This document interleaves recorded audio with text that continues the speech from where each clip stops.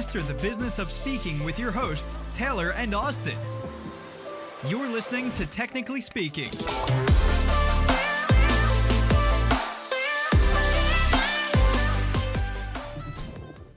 Welcome to another episode of Technically Speaking. We are so excited to have today's guest, speaker coach and author, Jane Atkinson. Jane, welcome to the show. Hey, I'm excited to be here. Thank you for having me.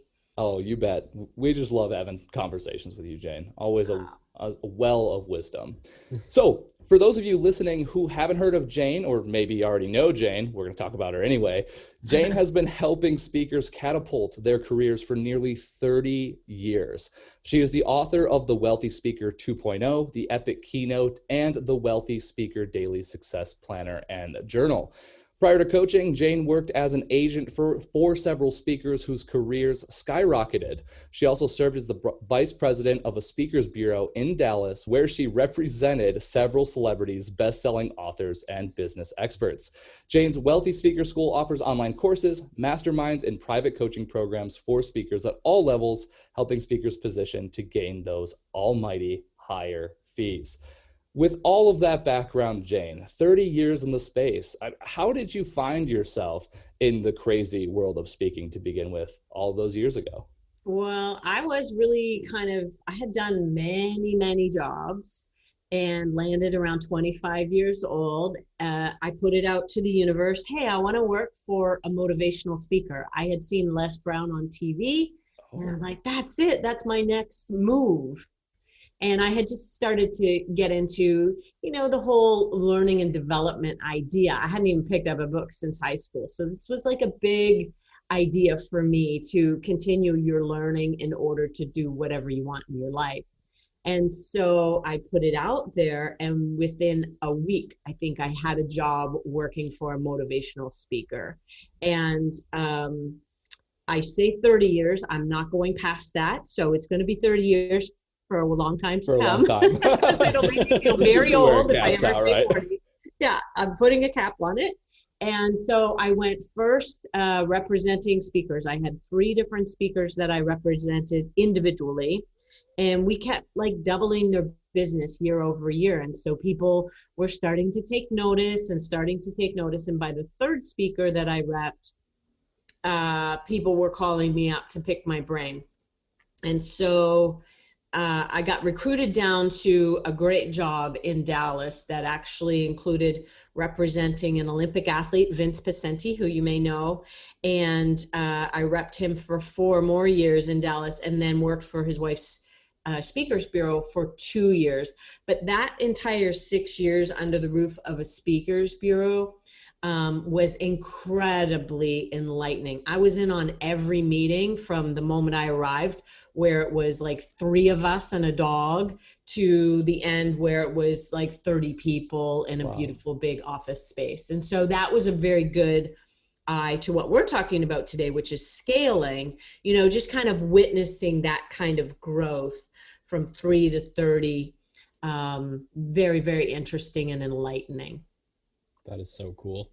That's one of those things too. You really just have to experience it to even be able to conceptualize what it means to scale a business. I don't think there's a book out there that can really wrap the experience that you go through around the concepts themselves. Mm-hmm. Exactly. So when I left there, I came back to Canada and actually got trained as a coach. And that was probably 16 or 17 years ago. And so I've been doing my own practice of coaching ever since. We've built a school, the Wealthy Speaker School, put out lots of products, lots of programs and masterminds and things like that. So we now have something for speakers at every level. That is awesome. And you're prolific. I mean, I would be shocked if anybody listening to this podcast hasn't heard of the legendary Jane Atkinson. You're so sweet. It's true. Credit where credit's due is what we say here at Speaker Flow. But I'm curious, when did you first get your start working with the associations? Because I know you've got quite the name for yourself with the Canadian Association of Professional Speakers up there in the great up north, and here in the States with the NSA too. So at what point did you start merging with that world? Was that earlier on in your career, or was that later on after you become a coach? I had actually been a member of one of the either CAPS or NSA associations for the entire 30 years. So the minute I kind of joined with my first speaker, I was introduced to CAPS and started going to meetings then. So I actually had memberships in Toronto, in Vancouver, in Calgary, in Dallas, and now back to my hometown, which is a Southwestern Ontario chapter.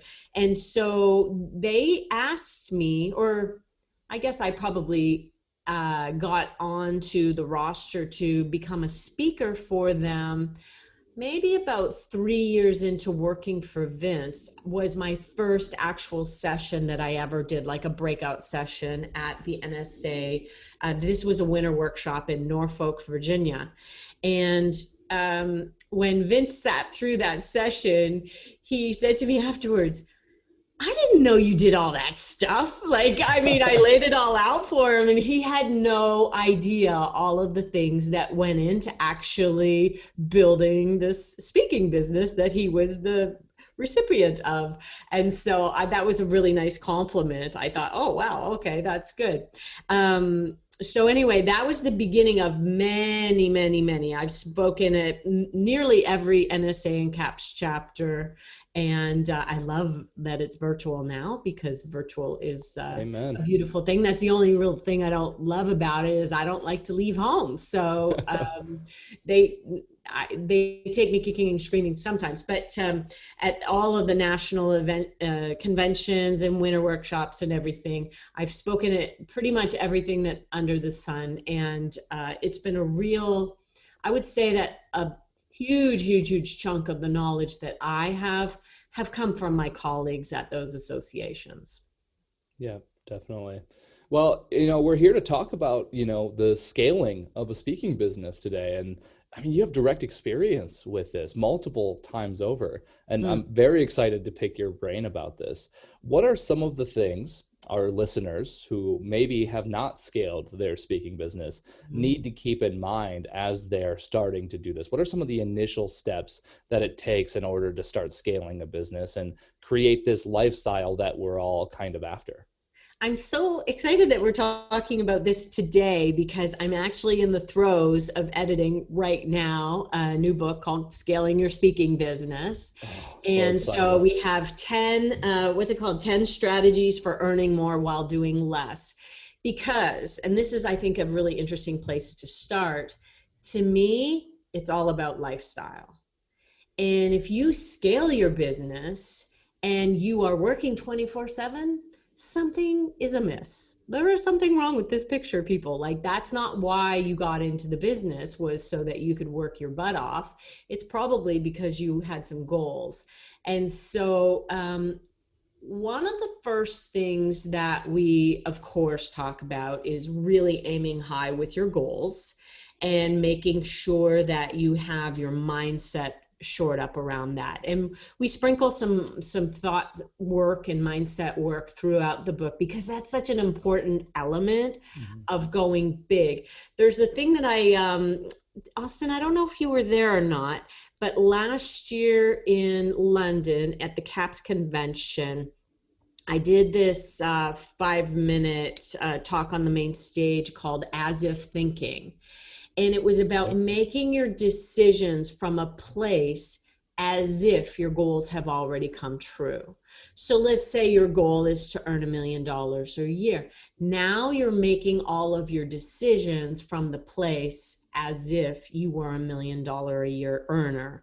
Would you buy this new software that you need? Would you get a new, piece of equipment? Would you hire another team member? And, those answers become a lot easier when you come from that place. So we have 10 kind of key ideas. It all starts, I think, with mindset.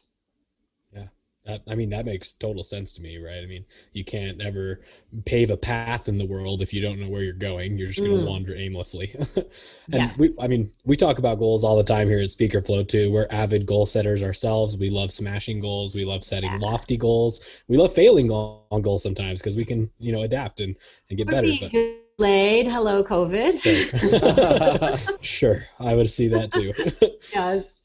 I'm curious from your seat, like, is there a goal setting framework that you teach people? Because I think, people set annual goals, let's say, right? The typical New Year's resolution thing. And I think that there is certainly value to setting goals like that. But I also think that like we can get too locked in on what we think our goals should look like. And oftentimes they're not far enough out or they're too far out. And it can be hard to measure the progress towards actually achieving them. So I'm curious, like, are there any best practices you can think of in that area? Well, I wouldn't say that I'm an expert on goal setting per se, but what I have really been studying is your thoughts about your goals.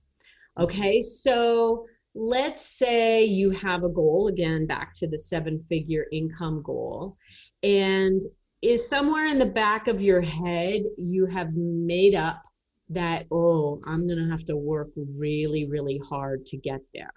So now your goal equals hard work. And that may not be serving you, that idea. Like, you really need to work on your thoughts to believe that you can have a 10 times business from where you are today out in the future while everything stays the same in terms of workload, if you're at your desired workload now. And so 10 times is an idea, by the way, that Dan Sullivan brought to the table. I am a member of Strategic Coach, and I go to see Dan Sullivan's group quarterly. And when they first brought up the 10 times idea, I thought, ooh, yay, 10 times. I really did think that in order to 10 times your business, you had to work exponentially harder. And I recognized about 3 or 4 years into Strategic Coach, I've been there maybe for 8 years now, that you actually, I've already done it. I didn't even realize it, but I have already 10 times my business once, and I haven't changed anything. I still take Fridays off. I still have Mondays as kind of like buffer days or podcast recording days. Like, I'm really, really clear with my boundaries and my time. And so I believe it's possible. And that belief is what's going to help drive the growth. I know that's not exactly what you were asking about goal setting, but I will say, in terms of setting a timeline for your goals, if COVID has taught us nothing, it's patience. And what I do know is that everything I've ever set out to do before, I've checked it off eventually, and I just have to be patient. What do you say to somebody that may be feeling impatient or feeling, like they've failed at hitting their goals in the past? I mean, do you have any thoughts for somebody that might need to rebound? Yes, because that thought that it's not happening fast enough, when you really drill it down, your thoughts equal your results. So that thought needs to be flipped around to something more like, I have confidence that I'll get there eventually. That is a more helpful thought. And so impatience and impatient thoughts can actually not give you the results that you're after. So if thoughts equal results, be really, really careful on what it is that you're kind of thinking about all day long. This thought work, by the way, I attribute back to Brooke Castillo. I'm getting certified from the Life Coach School on this thought work. So I need to make sure I give her props. Definitely. And it's an important component. Credit where credit's due. Yeah, that's right. It's an important component too, like you said. I mean, your thoughts can dictate every decision you make. And just leveling up your awareness to say, okay, this is my goal. Like, what are my thoughts about this goal before I actively pursue it? That can make the biggest difference as you're actually setting those things. Yeah, now, because your beliefs then turn into feelings. And if your feeling is like, oh, you feel defeated before you've begun, or it gives you a pit in your stomach and it doesn't feel good, then that you're not going to get the results that you need. Yeah, definitely. So, okay, we've got our goals sorted. Yes. We're aiming high now. Yes. What is the next step we need in order to scale our speaking business? I would imagine some groundwork may need to be laid in order to start achieving that, right?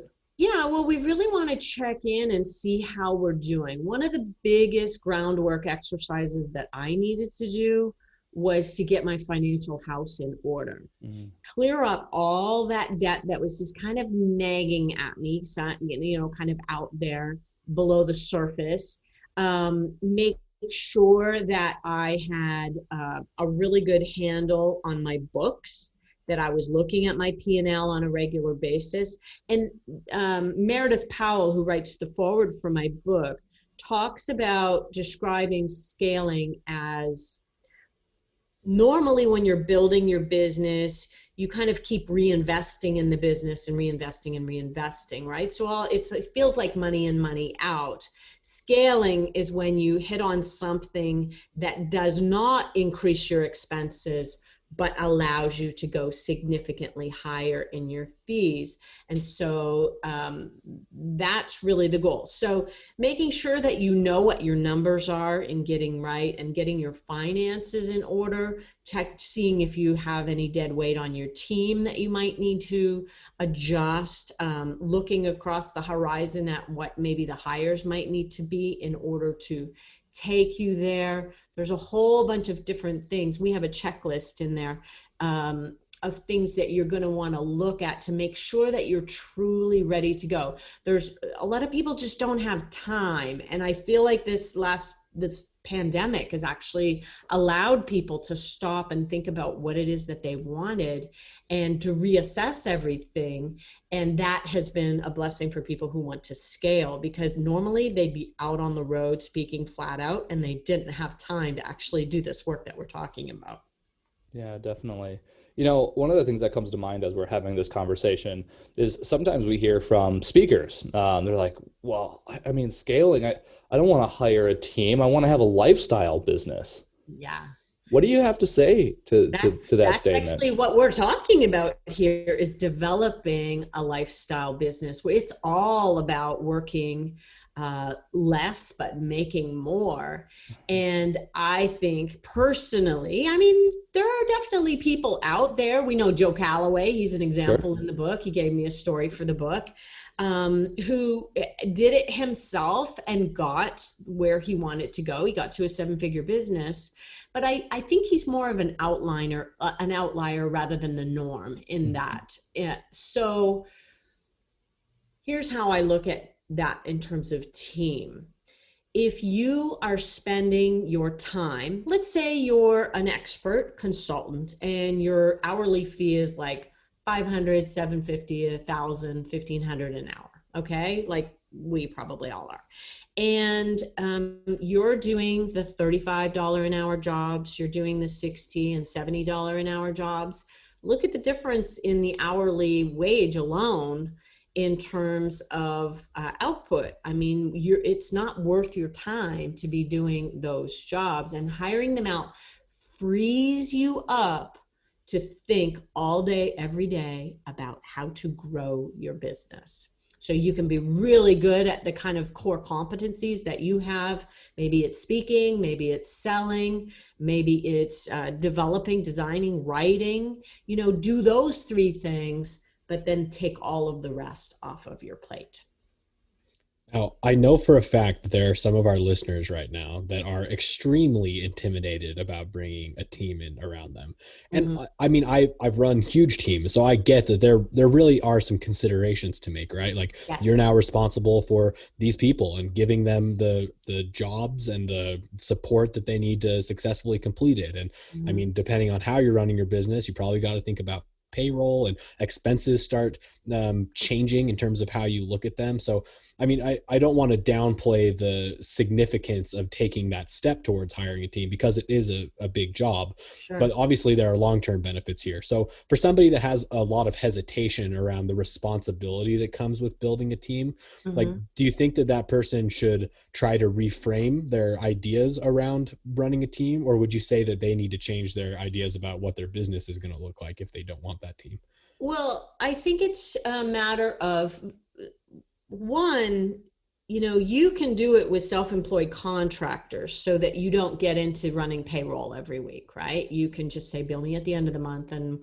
And I think that when somebody is being a self-employed contractor, for me, which all of my team members are, I have 5, and they're all self-employed. They all run their own businesses, and I help them. We talk a lot about, how are you doing? Are you fulfilled? In our team meetings, we're really talking about everybody's happiness and balance and lifestyle and things like that. but everybody works on their own. So I would say that be thinking about how you might do it and start small.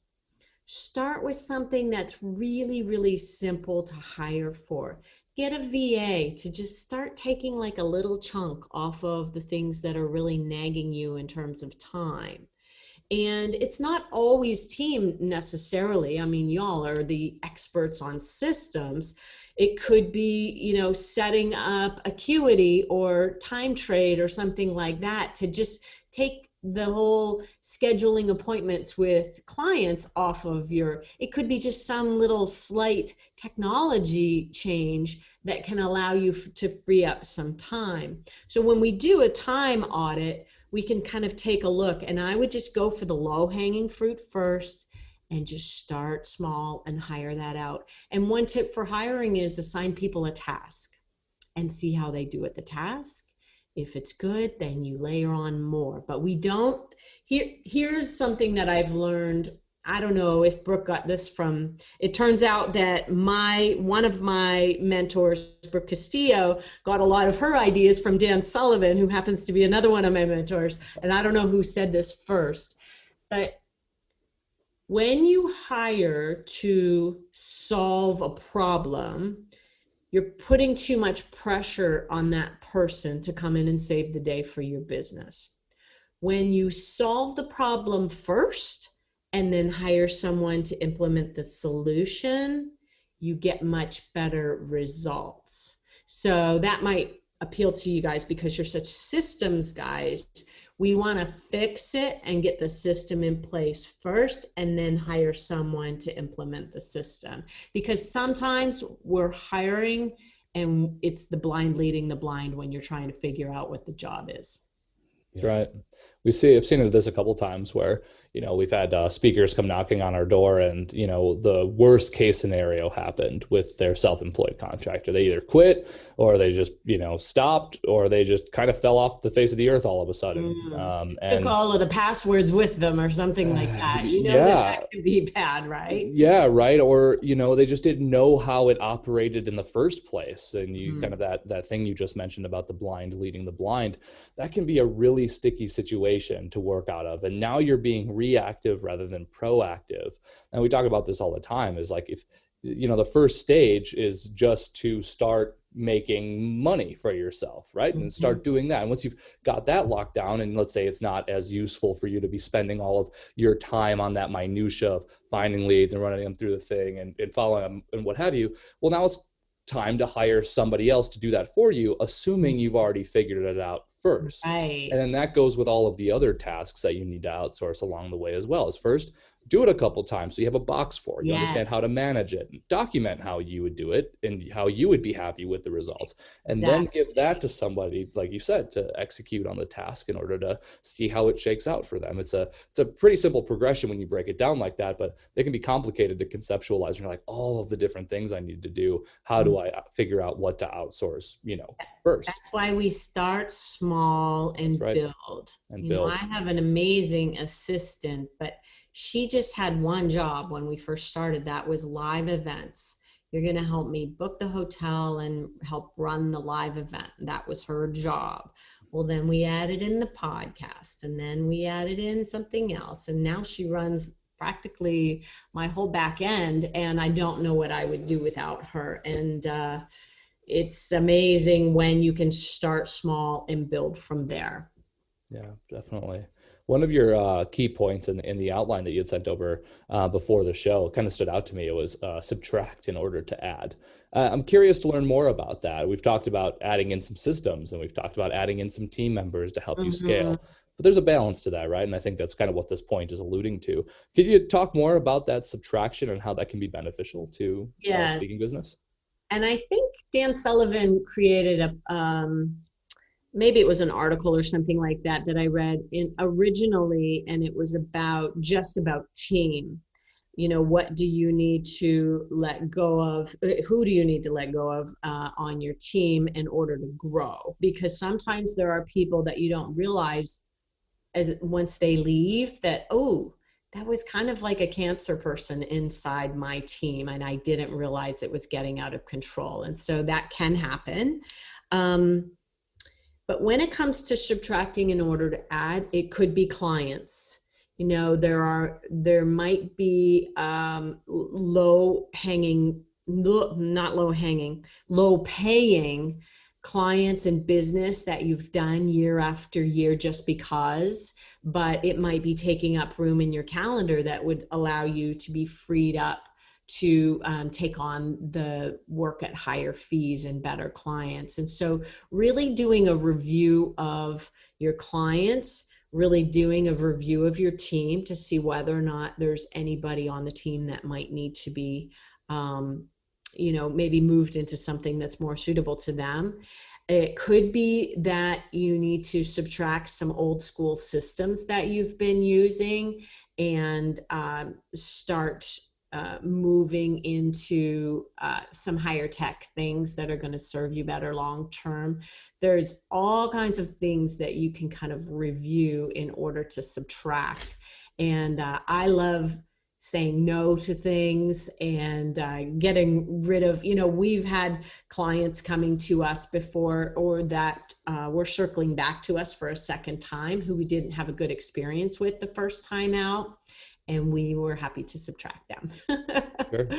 Yeah. You got to make those decisions sometimes. Yeah, I don't think it's worth it to have people who might be mean to your staff or something like that. You have to really take a look at that. And if there needs to be some subtractions, then you make them. Financial subtractions are the hardest and the most painful ones to make, but they sure feel free after it's done. Absolutely. And it's good to keep that front and center. When you're running a business, you have a lot going on. You got the clients you manage. Now we're talking about adding a team, talking about the systems that you might have. And it's important that we take a hard look at all of those moving components to make sure we don't have any dead weight, for lack of a better term, as we're carrying those things around. Now, Jane, this has been a super informative and impactful episode about scaling your business. Thank you for sharing all of your wisdom. As you know, and that's why we brought you on the show here today, we're all about creating value for our audience. So you mentioned the book, but what are some other things that you're working on right now that our listeners can benefit from? Well, we have the Wealthy Speakers School. If anybody thinks, I'm curious to know what that's all about, they can reach out to me, Jane at speakerlauncher.com. And depending on where they are, we will maybe set up a phone call and see where there might be a good fit for people. That's probably the best first step. If they haven't already read the Wealthy Speaker 2.0, that's always a good starting point for people who want to get to know me.